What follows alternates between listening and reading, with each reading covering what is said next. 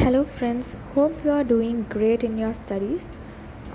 Today I read 2 to 3 questions in Quora, which is related to study tips and tricks. So I thought I should share you one of them. Here it is. One of the aspirant like us asked, "What is the difference between studying smarter and studying harder?" We are sure you have that one classmate who puts in the least number of hours into studying, yet scores the highest marks. Fascinating, right?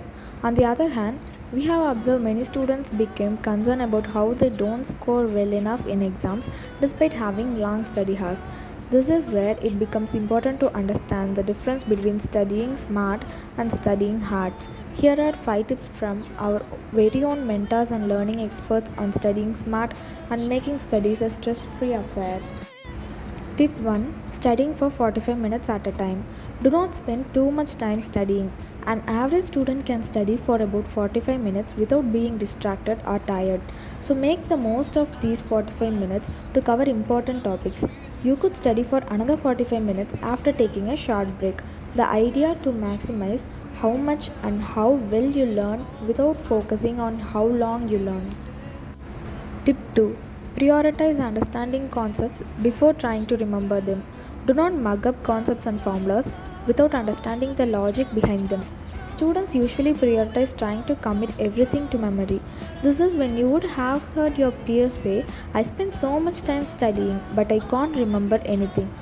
When you understand concepts and learn how to apply them, you tend to remember them for a very long time.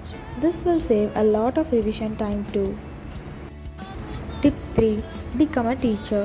Start learning your syllabus with the intention of teaching it to your peers and to help them understand concepts better. Studying with your peers will help you reinforce what you have learned and put your own knowledge to the test. It will also help make your study schedule more exciting.